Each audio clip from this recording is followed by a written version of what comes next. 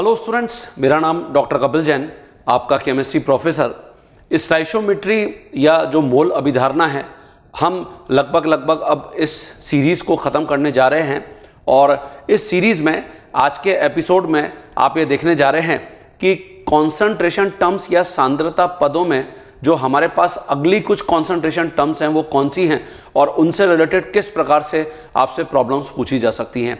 जैसा कि last episode में तुमने नॉर्मलता और मोलरता को समझ लिया है, तो अब आप इनको समझिए। जैसे मैंने यहां पे लिखा हुआ है मिली इक्विवेलेंट, जिसको हम मिली तुल्यांक या शॉर्टकट में मीतू भी बोलते हैं, मिली तुल्यांक। इसको हम जब भी कैलकुलेट करना चाहेंगे तो हम नॉर्मेलिटी और वॉल्यूम का product n into V, volume हमेशा मिलीलीटर में होना जरूरी है बच्चों। तो हम जब भी मिली तुल्यांक की बात करेंगे हमेशा नॉर्मेलिटी और वॉल्यूम का प्रोडक्ट n इंटू वी हम लिखेंगे, ठीक है। इसकी जगह मिली मोल इसको हम बोलते हैं m इंटू वी। m का मतलब मोलरता है, कैपिटल M मोलरता इंटू वॉल्यूम, और यहां पर भी जो वॉल्यूम है वो किस में होना चाहिए, मिलीलीटर में होना चाहिए। तो हमको मिली तुल्यांक और मिली मोल इनकी परिभाषा पता होनी चाहिए। अब कैसे आपके सामने प्रॉब्लम्स इनसे रिलेटेड आएंगी वो जरा मैं आपको यहां पे समझाता हूं। तो देखिए, मैं यहां पे लिख रहा हूं, जैसा कि सबसे पहले तो मैंने यहां पे मिली तुल्यांक को बोला मी टू, है ना, और यहां पर मैं लिख रहा हूं मिली तुल्यांक अथवा मिली मोल पर आधारित प्रश्न।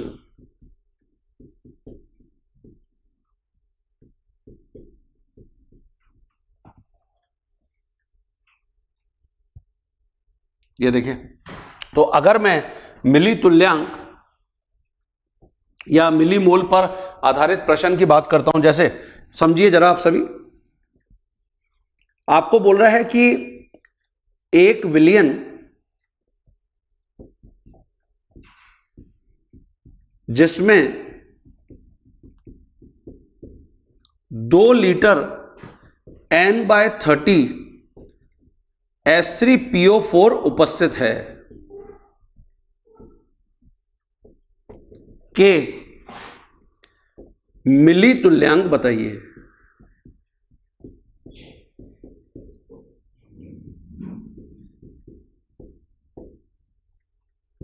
कैसे कैलकुलेट करोगे? मिली तुल्यांक की परिभाषा है NV। ये देखिए, क्या मुझे H3PO4 की नॉर्मलता दे रखी है? हाँ, N/30, इसका मतलब 1/30 दे रखा है। क्या मुझे वॉल्यूम 2 लीटर, जिसको अगर मैं यहां पे मिली तुल्यांक में लिखना चाहूंगा तो मिलीलीटर में लिखूंगा, तो ये देखिए 2000, तो 0 से 0 कैंसिल हो गया। और अब हम इसको आसानी से सॉल्व कर सकते हैं। तो ये हो जाएगा 200 डिवाइड बाय 3, ये आ गए मिली तुल्यांक। ये देखिए, क्या बच्चों हमको तुल्यांक या ग्राम तुल्यांक पता है क्या? हाँ, तो सबसे पहले तो हम यहां पे NV लिख दिए, जिसका मान 200 डिवाइड बाय 3 मिली तुल्यांक है। ये देखिए, अब हम ये जानते हैं जो 1 मिली होता है ये 10 की पावर -3 होता है। तो जहां पर तुमने मिली लिख रखा है, अगर आप इसको 10 की पावर -3 से मल्टीप्लाई कर दोगे तो तुल्यांक बन जाएगा। ये देखिए, NV का मान आपने ऐसे लिख रखा है 200 डिवाइड बाय 3 मिली तुल्यांक। तो अब मैं अगर इसको ऐसे लिखता हूं 200 डिवाइड बाय 3 इंटू 10 की पावर -3 तुल्यांक, तो ये तुल्यांक बन गया इक्विवेलेंट, जिसका मतलब है W/E। ये देखिए, अरे याद आ रहा है नहीं आ रहा है? और तुल्यांक बोल लो या इसको ग्राम तुल्यांक बोल लो, एक ही बात है।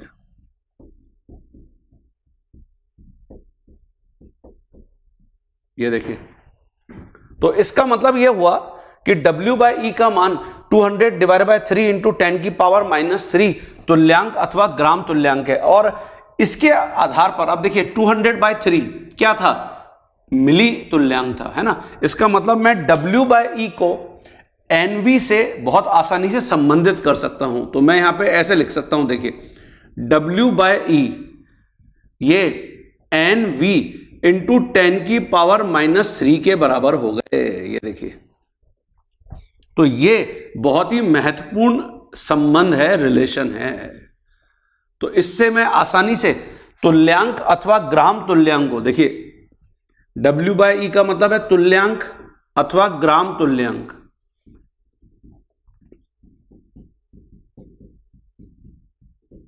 इसको मैं बहुत आसानी से संबंधित कर सकता हूं, किससे, मिली तुल्यांक से। ऐसे संबंधित कर सकते हैं, ये देखिए। तो ये हमको हमेशा याद होना चाहिए बच्चों, ठीक है। अच्छा, आप चाहें तो इसको ऐसे लिख ही सकते हैं, अथवा ये जो 10⁻³ है लेफ्ट हैंड साइड में डिनोमिनेटर में लिया, ये इज इक्वल टू NV, या फिर आप इसको ऐसे लिख ही सकते हो, जो W/E इंटू 10⁻³ है इज इक्वल टू NV, ये देखिए। तो आप इसको ऐसे लिख सकते हो, ठीक है। तो इससे फायदा क्या होगा, अगर तुमको मिली तुल्यांक पता है तो तुम तुल्यांक या ग्राम तुल्यांक निकाल सकते हो, और अगर तुमको तुल्यांक या ग्राम तुल्यांक पता है तो तुम मिली तुल्यांक निकाल सकते हो। तो देखो संबंध समझ में आ गया सभी बच्चों को।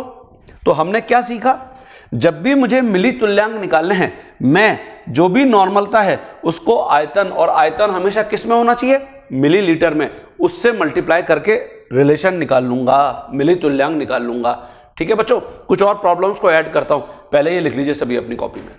देखिए बच्चों, अब मैं यहां पे आपके साथ कुछ और प्रॉब्लम्स को 1 बाय 1 शेयर करता हूं। इससे मुझे लगता है कि आपका कॉन्फिडेंस बहुत बढ़ जाएगा।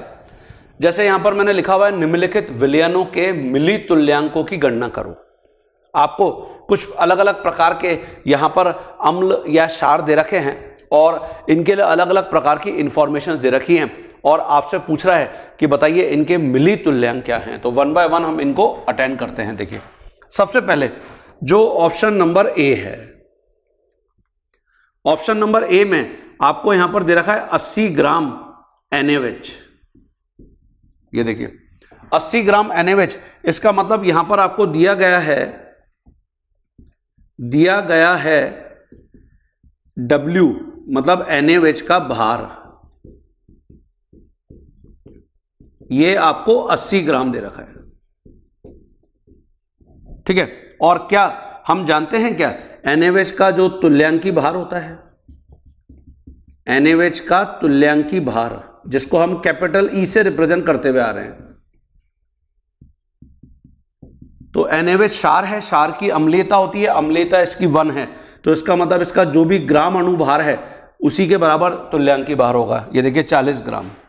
इसका मतलब मुझे बहुत आसानी से W/E पता चल गए NaOH के तुल्यांक। तो W 80 ग्राम है और तुल्यांकी भार 40 ग्राम है, इसका मतलब ये 2 आ गया।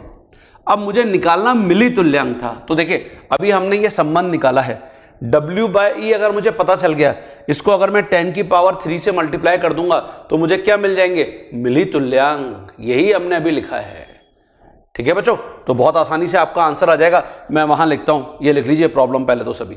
देखिए स्टूडेंट्स, अब मैं यहां पे लिख देता हूं W/E, जो हमने NaOH के लिए लिखा हुआ है, इसको हम 10⁻³ से मल्टीप्लाई कर रहे हैं, तो हमको NaOH के मिली तुल्यांक मिल जाएंगे। तो ये हो गए W/E हमने 2 लिखा है इंटू 10⁻³, ये देखिए, तो ये आपका आंसर है। NaOH के मिली तुल्यांक ऐसे निकल गए। इसकी जगह सेकंड ऑप्शन को देखते हैं जरा। सेकंड ऑप्शन में 2 लीटर मोलरिटी गिवन है, यहां पे M/20 H2SO4। और अगर आपको मिली तुल्यांक लिखने हैं तो मिली तुल्यांक तो NV होते हैं। इसका मतलब मुझे सबसे पहले नॉर्मलता निकालनी पड़ेगी मोलरता की हेल्प से। तो हम जानते हैं क्या, नॉर्मलता यहां पर H2SO4 के लिए क्या होती है, 2 इंटू मोलरता। ये देखिए, क्योंकि H2SO4 अम्ल है, अम्ल की क्या होती है, क्षारीयता, क्षारीयता इसकी 2 है, जैसा हम पहले पढ़ के आ चुके हैं। तो ये 2 इंटू 1/20, इसका मतलब नॉर्मलता कितनी आ गई, 1/10। ये देखिए, तो यहां पर जो नॉर्मलता है वो 1/10 है। वॉल्यूम 2 लीटर मतलब 2000 मिलीलीटर, 0 से 0 कैंसिल हो गया, तो आंसर कितना आ गया, 200 मिली तुल्यांक। ये देखिए बच्चों, ये इस प्रॉब्लम का आंसर है। समझ में आ रहा है सभी को कैसे कर रहा हूं मैं।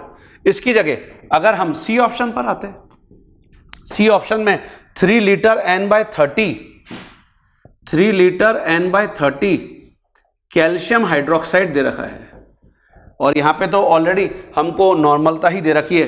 तो हम जानते हैं कि जो मिली तुल्यांक होते हैं NV कैल्शियम हाइड्रोक्साइड के अगर मुझे लिखने हैं तो ये हो जाएगा 1/30 इंटू 3000। ये देखिए, तो इसका मतलब ये 100 मिली तुल्यांक आ गए। ये देखिए बच्चों, तो ये आपका इस प्रॉब्लम का आंसर है। तो बहुत ही सरल है, बहुत ही आसान है। अगर आपको मिली तुल्यांक या मिली मोल कैलकुलेट करने, मिली मोल पर भी अभी मैं प्रॉब्लम आपको करके बताता हूं। ऐसे ही इसकी जगह अगर हम डी ऑप्शन को देखें, 56 ग्राम KOH, आप देखिए फिर यहां पर हमको W गिवन है 56 ग्राम, और मुझे क्या KOH का तुल्यांकी बाहर निकालना आता है। हाँ, ये क्षार है, क्षार की अम्लीयता होती है, यहां पे अम्लीयता 1 है। इसका मतलब KOH का जो भी ग्राम अणुभार होगा वो तुल्यांकी भार के बराबर होगा। तो पोटेशियम 39, ऑक्सीजन 16, हाइड्रोजन 1, इसका मतलब ये तो 56 ग्राम ही आ जाएगा ये। तो मैं यहां पे लिख सकता हूं W/E का मान, तो 56/56 है ना, ये 1 आ गया। और इससे मैं अब लिख सकता हूं मिली तुल्यांक, W/E into 10⁻³ is equal to NV। ये देखिए, तो यहां से आपको 1 इंटू 10⁻³ ये मिली तुल्यांक मिल जाएंगे। ये देखिए बच्चों, क्लियर हो गया सभी स्टूडेंट्स को। तो इसको भी लिख लीजिए आप अपनी कॉपी में। मैं कुछ और प्रॉब्लम्स आपको शेयर करता हूं। देखिए बच्चों, अब मैं यहां पर इस प्रॉब्लम को आपके लिए लिखा हूं, निम्नलिखित के मिली मोल ज्ञात करो। तो जरा पीछे अपनी कॉपी में देखो, मिली मोल के लिए क्या लिखा है मैंने, मोलरता इनटू वॉल्यूम, और वॉल्यूम हमेशा किस में होना चाहिए, मिलीलीटर में होना चाहिए। तो देखिए यहां पर हमको कुछ ऑप्शंस दे रखे हैं, 1 बाय 1 इनके लिए कैलकुलेशन करते हैं। सबसे पहले मुझे गिवन है 3 लीटर M/10 H2SO4, और मैं जानता हूं कि जो मिली मोल हैं वो M इंटू V होते हैं। ये देखिए, ये H2SO4 के मिली मोल हैं। तो ये कितने हो जाएंगे, जो आपको मोलरता है वो पहले ही दे रखी है 1/10, और इंटू वॉल्यूम मिलीलीटर में लिखना है यहां पे। तो ये आपको 300 मिली मोल मिल गए। ये देखिए, तो ये तो आपको MV का मान मिल गया। अब क्या आप इसको भी मोल में परिवर्तित कर सकते हो क्या? हां, बहुत आसानी से। 300 इंटू 10⁻³ क्या हो जाएंगे, मोल। ये देखिए, और मोल क्या होते हैं, ये आपको मोल का मान पता चल गया। मोल क्या होते हैं, मोल होते हैं W डिवाइड बाय ग्राम अणुभार। ये देखिए, ये तो हम पढ़ते हुए आ रहे हैं, नहीं आ रहे हैं। तो जैसे अपन ने भी तुल्यांक तथा मिली तुल्यांक को संबंधित किया था, वैसे हम मोल और मिली मोल को भी संबंधित कर सकते हैं। तो हम यहां से लिख सकते हैं, अतः जो W डिवाइड बाय ग्राम अणुभार है, यह लिखा जा सकता है मिली मोल इंटू 10⁻³ इसका मतलब MV इंटू 10⁻³। ये देखिए बच्चों, तो ये भी बहुत इंपॉर्टेंट रिलेशनशिप है, वेरी इंपॉर्टेंट। तो हमारा ऊपर ही आंसर आ चुका था वैसे तो, जो हमको कैलकुलेट करने थे यहाँ पे मिली मोल निकालने थे, तो मिली मोल तो यही आंसर था, लेकिन हमने इसकी सहायता से एक रिलेशनशिप भी कैलकुलेट कर लिया जो मोल को मिली मोल में और मिली मोल को मोल में परिवर्तित करने में हमारी हेल्प करेगा। तो सभी को क्लियर है? चलिए इसका बी पार्ट देखते हैं, वहां लिखते हैं। पहले ये लिख लीजिए अपनी कॉपी में सभी। देखिए बच्चों, अब जैसे मैं यहां पे मेंशन करना चाहूंगा इसी का बी पार्ट, जिसके अंदर आपको दे रखा है 2 litre N/10 calcium hydroxide, 2 litre N/10 calcium hydroxide. तो मुझे मिली मोल निकालने हैं M/V कैल्शियम हाइड्रोक्साइड के, है ना। और इसके लिए मुझे सबसे पहले नॉर्मलता को मोलरता में परिवर्तित करना पड़ेगा। तो नॉर्मलता यहां पे 2 मोलरता होगी, है ना, क्योंकि कैल्शियम हाइड्रोक्साइड है, क्षार है, इसकी अम्लता होती है। नॉर्मलता मुझे 1/10 गिवन है इज इक्वल टू 2 मोलरता, और यहां से मैं मोलरता का मान क्या निकाल लूंगा 1/20। ये देखिए, तो इसका मतलब मुझे मोलरता पता चल गई 1/20। तो ये 1/20 और इनटू वॉल्यूम, यहां पे 2 लीटर है मतलब 2000। ये देखिए, तो इसका मतलब रिजल्ट मुझे मिल गया 100। ये आपको क्या मिल गए? मिली मोल। अच्छा बच्चों, जो हमने लॉ ऑफ इक्विवेलेंस पढ़ा था, तुल्यांकी का नियम, आज हम क्योंकि अब ये जानते हैं कि मिली तुल्यांक क्या होते हैं, तो मैं जो लॉ ऑफ इक्विवेलेंस लिखा था उसका एक मॉडिफाइड रूप भी यहां पर लिख सकता हूं। तो देखिए मैं यहां पे लिख रहा हूं लॉ ऑफ इक्विवेलेंस, इसका ये मॉडिफाइड वर्जन है। तुल्यांकी के नियम का मॉडिफाइड रूप, ये देखिए। तो लॉ ऑफ इक्विवेलेंस या तुल्यांकी के नियम का मॉडिफाइड रूप क्या है? जैसे आपको याद होगा मैंने ये समीकरण लिखी थी, देखिए, A mole of A, B mole of B से अभिक्रिया करके C mole of C, D mole of D बनाते हैं। और यहां जो कैपिटल A कैपिटल B हैं, ये तो रिएक्टेंट्स या अभिकारक हैं,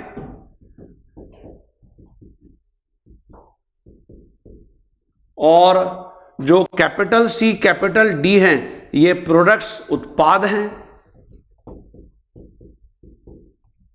और जो small a small b small c small d है ये स्टाइशियोमेट्रिक कोफिशिएंट्स हैं।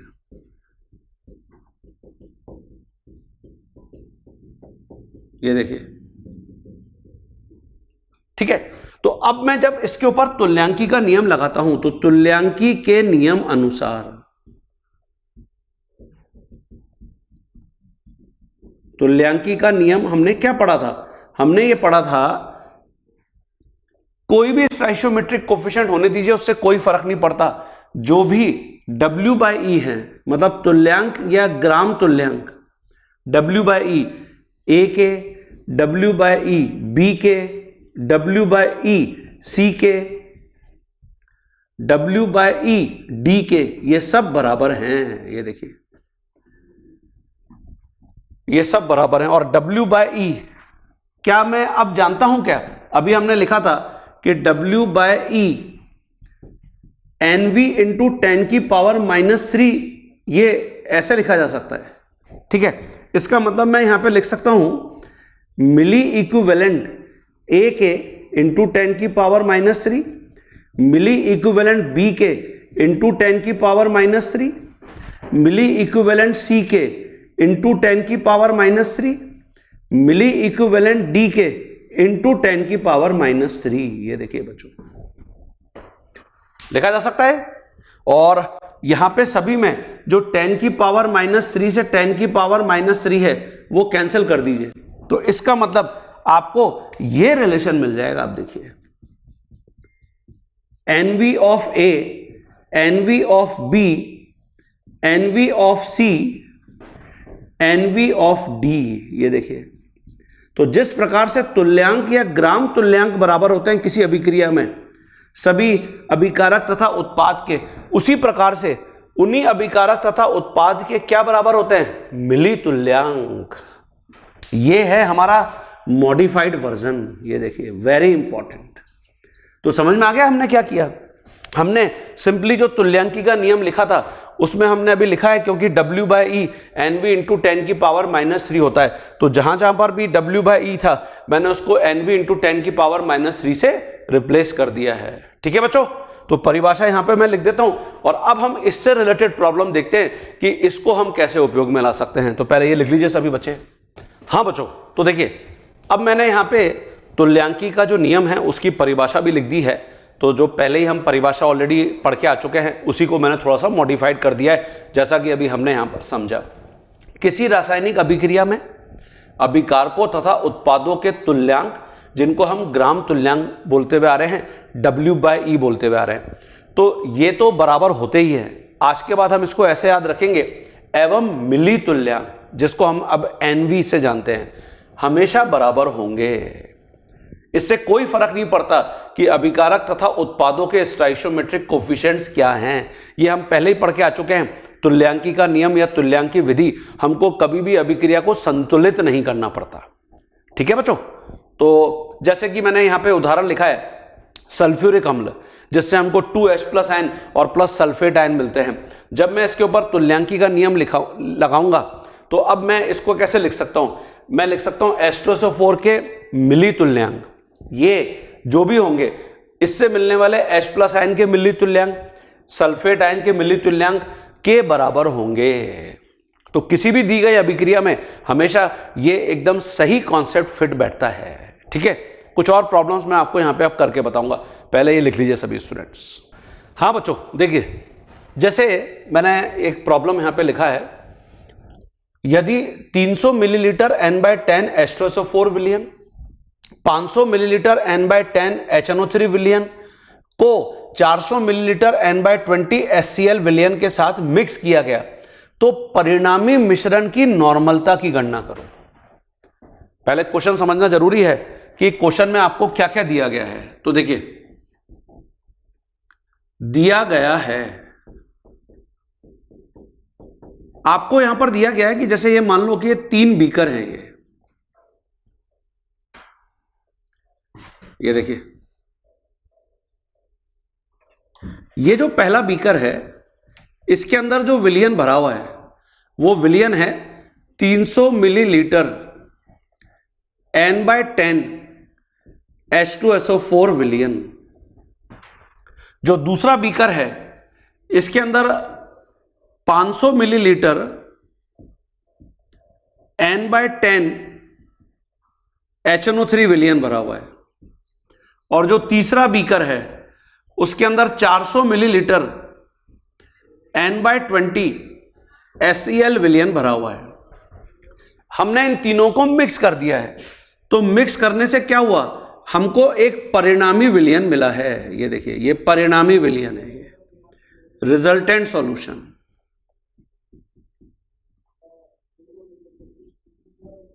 ये देखिए बच्चों, अब हो क्या रहा होगा इसको जरा समझें।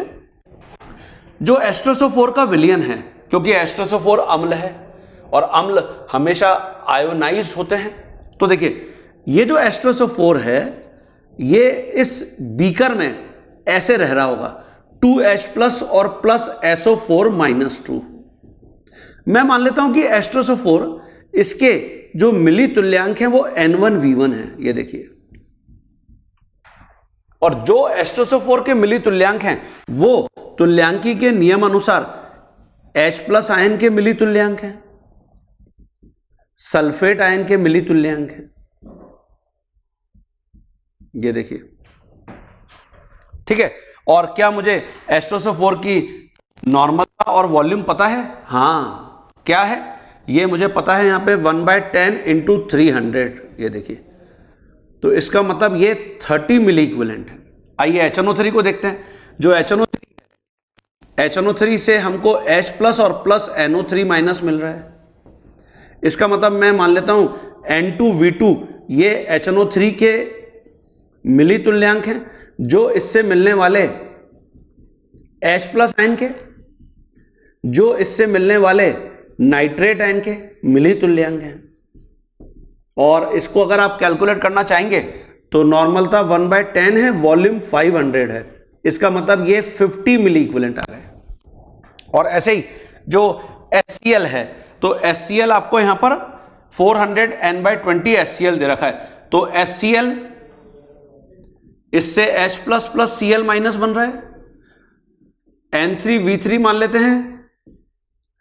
HCl के मिली तुल्यांक इससे मिलने वाले H प्लस आयन के भी इतने ही हैं, और इससे मिलने वाले जो Cl माइनस है उनके भी इतने ही है, ये देखिए।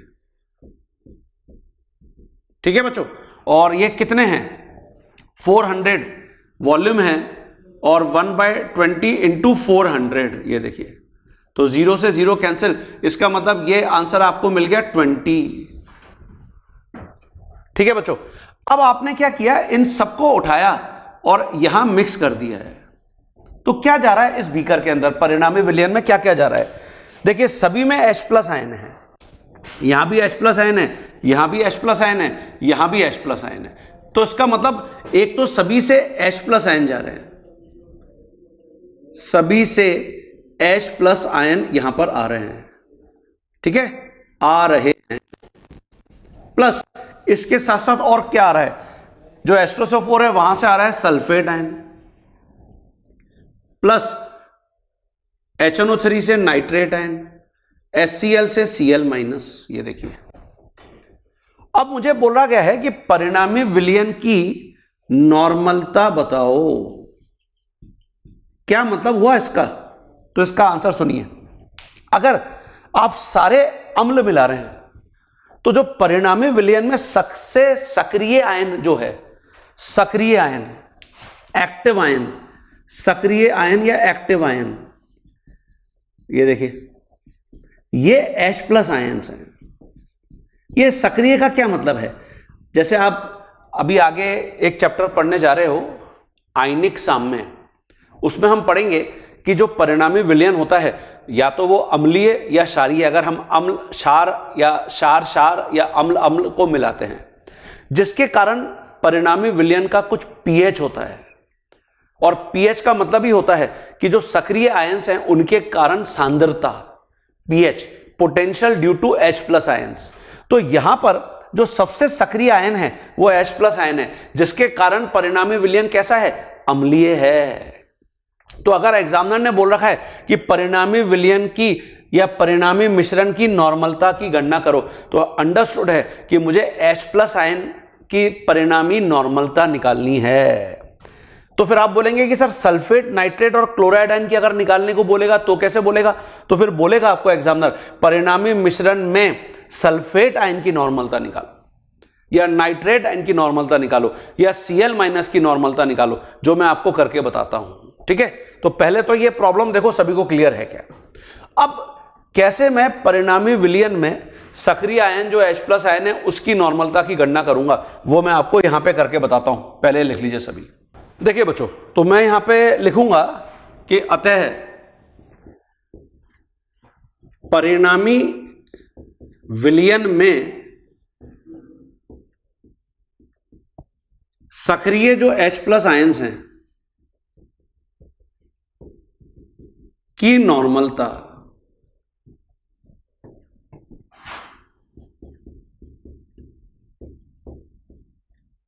तो वो मान लेता हूं मैं NV परिणामी है, और ये NV परिणामी किसके बराबर होगा? देखिए, जो H प्लस आयन यहां से मिल रहे हैं, जो H प्लस आयन यहां से मिल रहे हैं, जो H प्लस आयन वहां से मिल रहे हैं, इन तीनों का योग कर देंगे हम।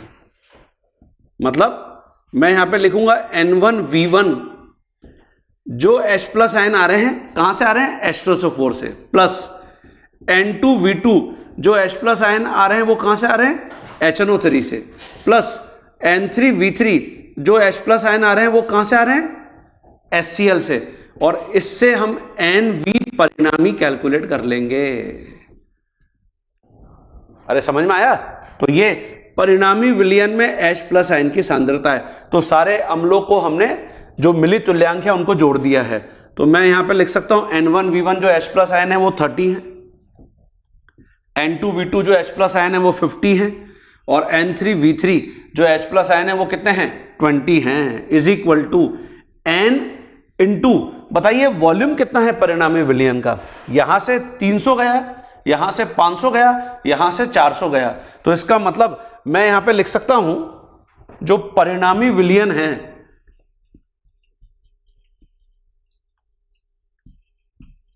का आयतन, तो ऑब्वियसली ये 300 प्लस 500 प्लस 400 तो 1200 मिलीलीटर हो गया बच्चों। तो इसका मतलब ये N इंटू 1200 मिलीलीटर, ये देखिए, तो यहां से तुमको ये मिल जाएगा 80 और 20 100 डिवाइड बाय 1200, क्या मिल गया ये आंसर है H प्लस आयन की नॉर्मलता। ये देखिए परिणामी विलयन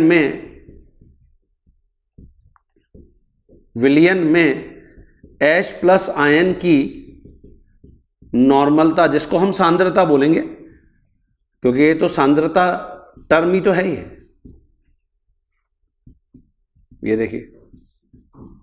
और बच्चों जब हम pH निकालते हैं ना तो pH इसी से आगे निकालते हैं, जो हमने नॉर्मलता निकाली है यहां पर, ये तो 0 से 0 कैंसिल कर दीजिए तो ये 1/12 आ गया।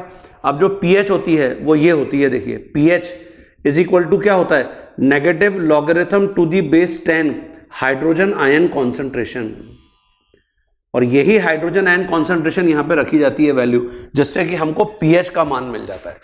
तो समझ में तुमको यहां पर यह आ जाना चाहिए कि जब भी मैं एक से ज्यादा अम्लों को मिलाऊंगा और परिणामी विलयन में मैं कैलकुलेट करने की कोशिश करूंगा H प्लस आयन की जो सांद्रता है, तो मैं जो भी वहां पर सारे अम्ल हैं उनके मिली तुल्यांकों का योग कर दूंगा। आप बोलेंगे सर क्षार के लिए क्या होगा, सेम ही होगा यार।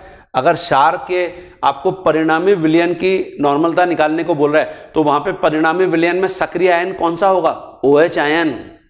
तो उस स्थिति में भी आप यही करोगे कि जितने भी प्रकार के क्षार दे रखे हैं सबके मिली जो तुल्यांक है वो निकाल लोगे, वहां से मिली तुल्यांक OH आयन के पता चल जाएंगे, सबका योग कर दोगे तो परिणामी विलयन में नॉर्मलता पता चल जाएगी। ये मैं नियम यहां पे लिख देता हूं, ठीक है बच्चों, क्लियर है क्या सभी बच्चों को, और ये क्लियर हो गया सभी को, है ना।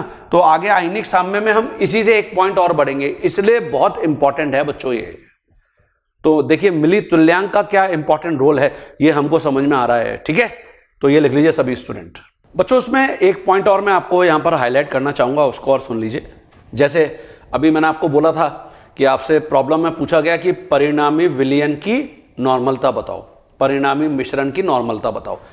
अगर आपसे सल्फेट आयन में या क्लोराइड आयन में या नाइट्रेट आयन में परिणामी विलयन में नॉर्मलता पूछ रहा है एग्जामिनर, तो फिर स्पेशली आपको हाईलाइट करेगा। जैसे देखिए परिणामी विलयन में सल्फेट आयन की नॉर्मलता, अब ये सल्फेट आयन आ कहां से रहा है, ये सल्फ्यूरिक अम्ल से आ रहा है, H2SO4 से आ रहा है, और H2SO4 या जो उससे मिलने वाले सल्फेट आयन के मिली तुल्यांक है वो हमने N1V1 लिखे थे, 30 मिली तुल्यांक लिखे थे, देखिए पीछे अपनी कॉपी में, और ये परिणामी विलयन में चले गए। तो मैंने परिणामी सल्फेट आयन मैंने मान लिया कि मिली तुल्यांक N/V है, तो मैं अब इसको ऐसे लिखूंगा, ये जो सल्फेट आयन H2SO4 से आ रहे हैं ये इक्वल होंगे जो भी परिणामी सल्फेट आयन के मिली तुल्यांक है उनके, ठीक है।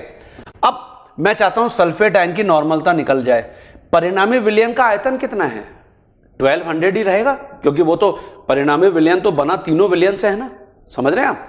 तो इसका मतलब ये 1200 ही रहेगा, तो 30 डिवाइड बाय 1200, 0 से 0 कैंसिल हो गया, 1/40 आंसर आ गया। ये सल्फेट आयन की परिणामी विलयन में नॉर्मलता आ गई, ऐसे निकालेंगे। तो अगर एग्जामिनर स्पेशली सल्फेट आयन की परिणामी विलयन में नॉर्मलता निकालने के लिए बोल रहा है तभी आपको ऐसे करना है, अदरवाइज तो हमेशा हमको सक्रिय आयंस के निकालना है, वो तो या तो H प्लस आयन है और या फिर OH आयन है। परिणामी विलयन में नाइट्रेट की नॉर्मलता, तो अब नाइट्रेट कहां से आ रहा है, ये HNO3 से आ रहा है, जिसके मिली इक्विवेलेंट हमने N2V2 मान रखे हैं, तो N2V2 नाइट्रेट आयन के इज इक्वल टू परिणामी विलयन में नाइट्रेट आयन के मिली तुल्यांक के। और देखिए N2V2 का मान हमने 50 अभी कैलकुलेट करके रखा हुआ था, और ये बराबर होगा नाइट्रेट आयन की नॉर्मलता इनटू परिणामी विलयन का आयतन जो 1200 है। तो यहां से मैं नाइट्रेट आयन की नॉर्मलता निकाल लूंगा 50 डिवाइडेड बाय 1200, तो ये 1/24 आ गया है। ठीक है, नाइट्रेट आयन की परिणामी विलयन में नॉर्मलता, और ऐसे ही परिणामी विलयन में Cl- की नॉर्मलता, तो ये N3V3Cl-, क्योंकि ये HCl से आ रहे हैं, बराबर होंगे Nv परिणामी Cl- के। तो N3V3 हमने 20 कैलकुलेट किया था, और परिणामी विलयन में Cl- की नॉर्मलता इनटू परिणामी विलयन का आयतन जो 1200 है, तो यहां से 20 डिवाइडेड बाय 1200, तो ये 1/60, या हम इसको लिख सकते हैं Cl- की परिणामी विलयन में नॉर्मलता। तो देखिए ये भी मैंने आपको सॉल्व करके बता दिया है कि अगर इनमें से कुछ आपसे पूछा जाता है तो आपको ऐसे सॉल्व करना है। तो हमने क्या सीख लिया, हमने यहां पर सीख लिया कि मिली तुल्यांक और मिली मोल की एप्लीकेशंस क्या हैं। तो सबसे पहले तो मैं एक डायलॉग यहां पे लिखना चाहूंगा, पहले ये लिख लीजिए सभी। देखिए स्टूडेंट्स, तो यहां पे ये पॉइंट अब हम हमेशा ध्यान रखेंगे, जब भी हम अम्ल में अम्ल मतलब 2 या 2 से अधिक अम्लों को मिलाएंगे अथवा 2 या अधिक क्षारों को मिलाएंगे, तो परिणामी विलयन की नॉर्मलता, अर्थात परिणामी विलयन में सक्रिय H+ आयन अथवा परिणामी विलयन में सक्रिय OH आयन की सांद्रता निकालने के लिए हम सभी अम्लों अथवा क्षारों के मिली तुल्यांकों का क्या कर देते हैं, योग कर देते हैं। ठीक है, तो ये पॉइंट हमको हमेशा ध्यान रखना है। तो अगर आपको बहुत सारे क्षार मिल जाते तो भी बिल्कुल आप सेम प्रोसीजर करते। जैसे कि एक प्रॉब्लम मैं यहां पे आपको और लिख देता हूं, तो पहले लिख लीजिए सभी बच्चे। देखिए बच्चों, ये जो प्रॉब्लम मैंने लिखा है इसको समझिए जरा सभी। यदि 200 मिलीलीटर N/20 KOH को 600 मिलीलीटर N/30 कैल्शियम हाइड्रोक्साइड विलयन में मिलाया गया, तो परिणामी विलयन की नॉर्मलता की गणना करो। किस किस प्रकार के विलयन हैं, दोनों क्षार हैं, KOH और कैल्शियम हाइड्रोक्साइड। तो सबसे पहले हम क्या करते हैं, यहां पर मान लेते हैं N1V1 मिली तुल्यांक हैं KOH के, जो इससे मिलने वाले OH आयन या इससे मिलने वाले K+ आयन के भी मिली तुल्यांक होंगे। सही बोल रहा हूं बच्चों? और आपको यहां पे नॉर्मलता और वॉल्यूम दे रखा है, तो नॉर्मलता है 1/20, वॉल्यूम कितना है 200। तो ये देखिए 10 मिली तुल्यांक आ गए। ठीक है, और ऐसे ही अगर मैं यहां पे कैल्शियम हाइड्रोक्साइड के लिए N2V2 मान लूं, तो N2V2 ये OH आयन जो इससे मिलने वाले हैं उसके भी मिली तुल्यांक होंगे, या इससे मिलने वाले जो कैल्शियम आयन हैं उसके भी मिली तुल्यांक होंगे। ये देखिए बच्चों, तो इसका मतलब यह हुआ यहां पर मुझे नॉर्मलता 1/30 गिवन है और वॉल्यूम 600। ये देखिए, तो इसका मतलब ये 20 मिली तुल्यांक आ गए। अब परिणामी विलयन की नॉर्मलता, इसका मतलब क्या है, परिणामी विलयन की नॉर्मलता, इसका मतलब है परिणामी विलयन में OH आयन, अर्थात परिणामी विलयन में सक्रिय OH आयन।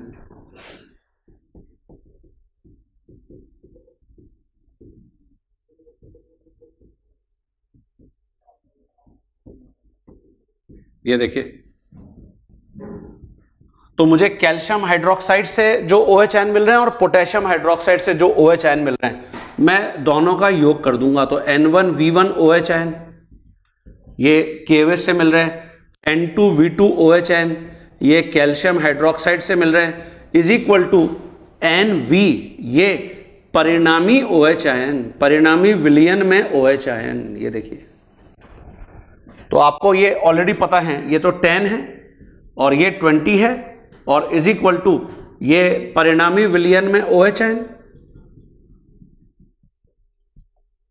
और मल्टीप्लाई बाय वॉल्यूम। वॉल्यूम बताओ कितना है परिणामी विलयन का, 200 मिलीलीटर इसका है, 600 मिलीलीटर इसका है, इसका मतलब ये 800 मिलीलीटर है। ये देखिए, तो यहां से मैं लिख सकता हूं 30 divide by 800 is equal to ये OH आयन की परिणामी विलयन में नॉर्मलता आ गई। अरे ठीक है बच्चों, अब इसके लिए भी, क्योंकि यहां पे परिणामी विलयन क्या है, क्षारीय है, अगर मुझे पीएच निकालना होगा तो पीएच का फॉर्मूला तो ये होता है negative logarithm to the base 10 HIN। तो हम क्या करेंगे, सबसे पहले जो OH है उसको HIN में परिवर्तित करेंगे। इसके लिए हमारे पास समीकरण है, संबंध है, और फिर मैं उससे pH निकालूंगा। तो ऑब्वियसली यहां पर जो pH का मान है वो ग्रेटर देन 7 आएगा, क्योंकि परिणामी विलयन क्षारीय है। और जो पिछली प्रॉब्लम हमने अटेंड करी थी वहां पर pH लेस देन 7 आएगा, क्योंकि परिणामी विलयन कैसा था, अम्लीय था। समझ में आ गया सभी बच्चों को? तो यही डायलॉग हमने यहां पे लिखा है कि जब भी हम एक से अधिक अम्लों को मिलाएंगे तो उनके मिली तुल्यांकों का योग कर देंगे। अगर मुझे परिणामी विलयन में H+N निकालना है, और अगर मैं एक से अधिक क्षारों को मिलाऊंगा तो भी उनके मिली तुल्यांकों का योग कर देंगे, अगर मुझे परिणामी विलयन में OH सांद्रता लिखनी है। ठीक है बच्चों, तो आज का ये जो एपिसोड है इसमें मैंने आपको जो दो बहुत महत्वपूर्ण टर्म्स बताए हैं, बहुत उपयोगी हैं। अच्छा, अब आपके दिमाग में एक क्वेश्चन आना चाहिए कि सर अम्ल को अम्ल में मिला दिया, क्षार को क्षार में मिला दिया, अगर मैं इसकी जगह अम्ल और क्षार को मिलाऊंगा तो क्या होगा? इस प्रोसेस को बच्चों हम अगले एपिसोड में देखने जा रहे हैं, उदासीनीकरण, न्यूट्रलाइजेशन। नाम सुना है तुमने शायद, है ना? तो उदासीनीकरण या न्यूट्रलाइजेशन क्या है, और इनसे संबंधित अगर प्रॉब्लम हमको मिलती है तो कैसे करेंगे, ये हम यहां पे डिस्कस करेंगे। उसके बाद मैं फिर अगली सांद्रता जो टर्म है, फॉर्मेलिटी क्या होती है, फॉर्मलता क्या होती है, वो मैं आपके साथ डिस्कस करूंगा। पीपीएम क्या होता है, और ये चैप्टर लगभग हमारा खत्म, सीरीज हमारी खत्म हो जाएगी। ओके, तो ये लिख लीजिए सभी स्टूडेंट।